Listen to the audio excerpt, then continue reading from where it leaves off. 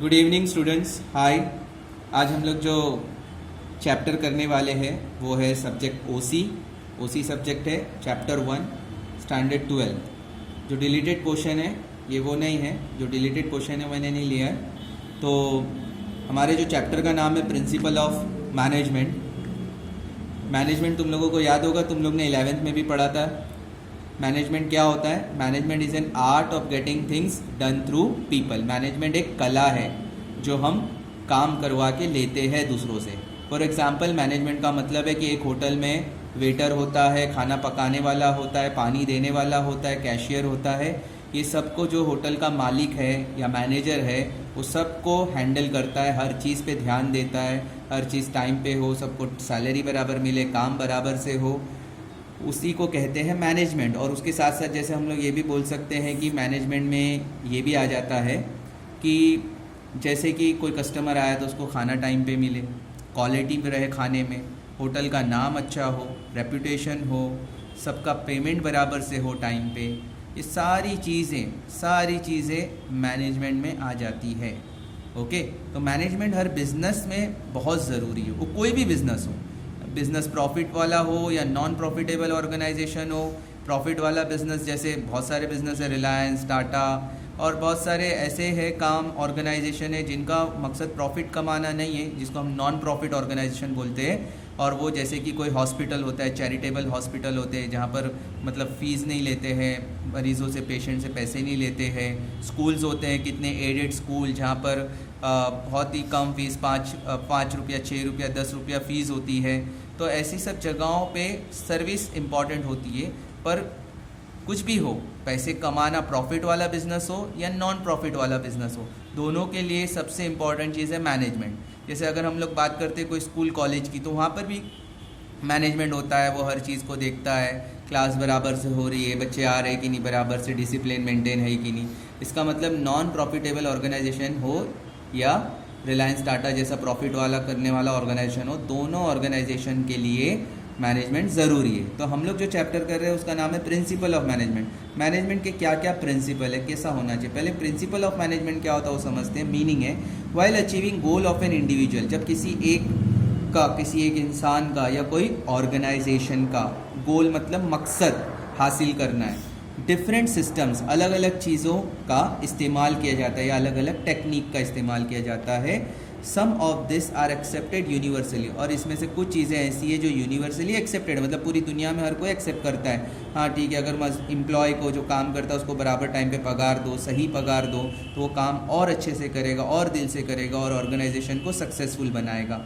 ये एक एग्जाम्पल है। Therefore it is principle of management, therefore it is called a principle of management। इसलिए इसको क्या बोलते हैं? प्रिंसिपल ऑफ मैनेजमेंट बोलते हैं। मतलब प्रिंसिपल ऑफ मैनेजमेंट का मतलब ये है कि हर इंसान और या हर कोई भी ऑर्गेनाइजेशन हो, उसको अगर अपना मकसद हासिल करना है, सक्सेसफुल होना है, तो वो टेक्निक्स और जो सिस्टम का इस्तेमाल करता हो पूरी दुनिया में लगभग उसमें से कुछ सिस्टम्स पूरी दुनिया में हर जगह एक्सेप्ट होते हैं, उसी को हम कहते हैं प्रिंसिपल ऑफ मैनेजमेंट। डेफिनेशन है, principle is defined as the fundamental truth. Principle जो है उसका एक फंडामेंटल, एक बुनियादी सच है, और proposition that serve as the foundation for a system. कोई भी एक सिस्टम होने के लिए वहाँ पर प्रिंसिपल होना चाहिए। प्रिंसिपल को ये भी बोल सकते हैं कायदे, कानून, और बिलीफ, एक भरोसा, और बिहेवियर, मतलब लोगों के अंदर कैसे बिहेवियर लाए, लोगों की आदतें कैसे सही करे और उनसे काम अच्छे से करवा के लिए, for a chain of reasoning, ताकि उस मकसद को हासिल कर सके।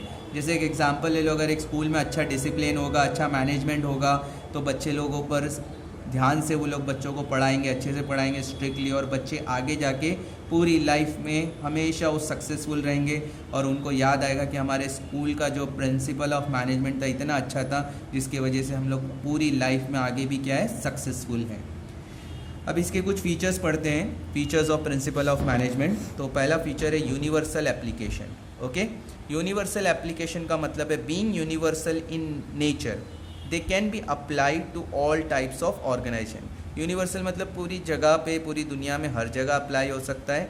तो और ये कोई भी टाइप के ऑर्गेनाइजेशन, ऑल टाइप्स जैसे अभी मैंने बताया था, प्रॉफिट वाला हो या नॉन प्रॉफिट वाला हो, स्कूल, हॉस्पिटल हो या फिर कोई रिलायंस टाटा जैसा बड़ा ऑर्गेनाइजेशन हो या छोटे मोटे ऑर्गेनाइजेशन हो, हर ऑर्गेनाइजेशन डिफरेंट साइज़, अलग अलग साइज़, छोटा ऑर्गेनाइजेशन या बड़ा, और या कोई भी नेचर का बिजनेस करता हो, एप्लीकेशन में बी मॉडिफाइड, और इस एप्लीकेशन में थोड़ा बहुत बदलाव ला सकते, प्रिंसिपल जो भी अप्लाई करते हैं उसको बदलाव, क्योंकि ये इंसानों पे लागू करते हैं मैनेजमेंट, तो उसमें थोड़ा बहुत चेंजेस कर सकते हैं। एंड रिजल्ट्स में वेरी, और उसका रिजल्ट हो सकता है थोड़ा अलग अलग आए, कहीं पर ज़्यादा सैलरी देने से ज़्यादा अच्छा प्रॉफिट हो, कहीं पर ऐसा भी हो सकता है कि ज़्यादा सैलरी दे लेकिन उतना फ़र्क ना पड़े, इसलिए उसका रिजल्ट वेरी हो सकता है।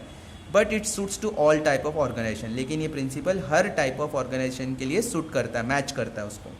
सेकेंड पॉइंट है feature of principle of management का general guidelines.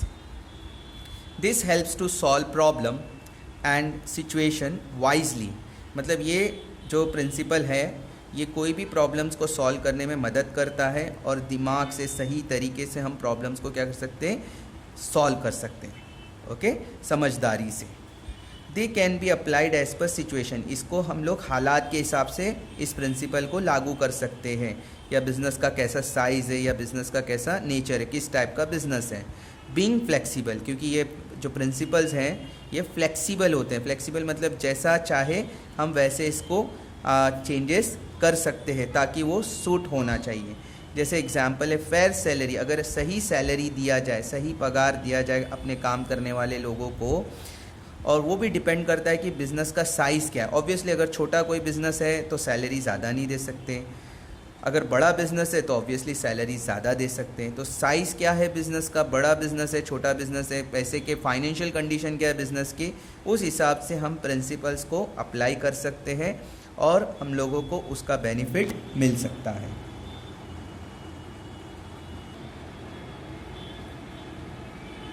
Principles are formed by practice and experiments, ये जो प्रिंसिपल है ये कुछ प्रैक्टिस और कुछ एक्सपेरिमेंट के साथ बनते हैं, ऐसे ही नहीं बना दिए जाते, इसको पहले देखा जाता है, चीज़ों पे लोगों पे पहले अप्लाई करके समझा जाता है। They are formed by a systematic observation, इसको कैसे बनाया जाता है, एक सिस्टमेटिक ऑब्जर्व किया जाता है, मतलब लोगों पे अप्लाई करके उन पे ध्यान दिया जाता है कि उसका असर क्या हो रहा है। और एंड एक्सपेरिमेंट किया जाता है लोगों पर कि अगर हम सैलरी बढ़ा देंगे तो क्या होगा, सैलरी अगर हम लोग इंसेंटिव दे देंगे, कमीशन देंगे तो उससे क्या फ़र्क पड़ेगा बिज़नेस में। वर्कर लोगों को अगर हम लोग ने थोड़ा सा ब्रेक दे दिया या कुछ एक्स्ट्रा मेडिकल फैसिलिटीज़ दे दिए तो उससे हम लोग को क्या बेनिफिट मिलेगा ऑर्गेनाइजेशन में, वगैरह वगैरह। तो ये प्रिंसिपल्स जब लागू होते हैं तो लागू करके भी देखा जाता है कि उससे क्या क्या हम लोगों के ऑर्गेनाइजेशन में फ़र्क पड़ा, तो एक एक्सपेरिमेंट होता है। आफ्टर प्रैक्टिसिंग इन ऑर्गेनाइजेशन, एक ऑर्गेनाइजेशन में प्रैक्टिस करने के बाद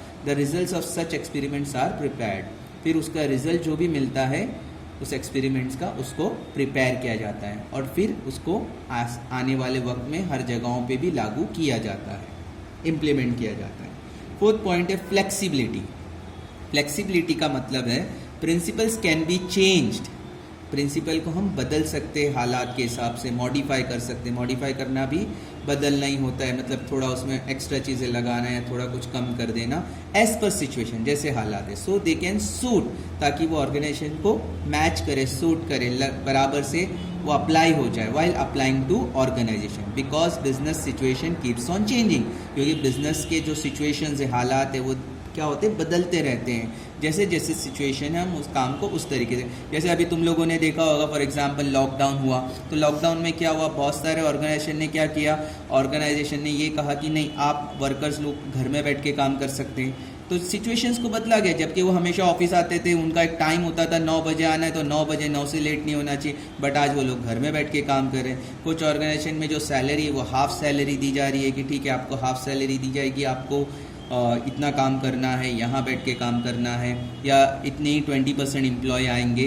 वक्त के हिसाब से, सिचुएशन के हिसाब से क्या किया जा रहा है, चेंज किया जा रहा है प्रिंसिपल को। तो इसीलिए कहा गया कि मैनेजमेंट के प्रिंसिपल फ्लेक्सिबल है, हालात के हिसाब से, बिजनेस के सिचुएशन के हिसाब से हम इसको क्या कर सकते हैं, बदल सकते हैं। फिफ्थ पॉइंट है बिहेवियरल इन नेचर। मैनेजमेंट के जो प्रिंसिपल्स हैं वो क्या होते हैं, लोगों पे लागू होते हैं, इंसानों पे लागू होते हैं। तो हर मैनेजमेंट क्या करता है, जो भी अपने प्रिंसिपल है किस पे लागू करता है, किस पे इम्प्लीमेंट करता है, उस अपने मकसद को हासिल करने के लिए। एक कोई भी कंपनी, एक एग्जांपल ले लो रिलायंस, अगर उसको अपना मकसद हासिल करना है, उसका मकसद है कि ये साल हम लोग को 5,000 करोड़ कमाना है प्रॉफिट, तो वो क्या करेगा, अपने एम्प्लॉयज़, अपने काम करने वाले एम्प्लॉयज़ जो ह्यूमन बींग है, इंसान है, उनसे वो मकसद को हासिल करने की कोशिश करेगा। अकेले तो नहीं कर सकता अंबानी बैठ के, उसको उसके वर्कर से काम करवाना है, तो through a group of human being इंसानों से काम करवा के लेना ताकि अपने मकसद को हासिल कर सके। As they are design to influence human being, क्योंकि ये प्रिंसिपल्स जो बने हुए ऑर्गेनाइजेशन के, ये इन्फ्लुएंस करने के लिए इंसानों पे असर डालते हैं। इन्फ्लुएंस मतलब असर करना, मतलब मैनेजमेंट के जो प्रिंसिपल है वो इंसानों के बिहेवियर पे असर करते हैं। जैसे मैंने कहा कि अगर सैलरी हम थोड़ा और बढ़ा दें या कमीशन दे दें कि अगर इतना काम करेंगे, एक्स्ट्रा काम करेंगे तो ज़्यादा सैलरी मिलेंगी या ज़्यादा कमीशन मिलेगा, तो इससे क्या होगा कि हमारे जो वर्कर है और दिल लगा के काम करेंगे तो इसका असर पड़ेगा उन पर। तो इसी को कहा गया behavioural in nature. They control a group of person, ये पूरे ग्रुप, जो बड़ा ग्रुप है ऑर्गेनाइजेशन में जितने भी लोग मिल के काम करते हैं, वो पूरे ग्रुप को हैंडल करना to achieve the objective of organization, ताकि एक ऑर्गेनाइजेशन के मकसद को क्या कर सके, हासिल कर सके।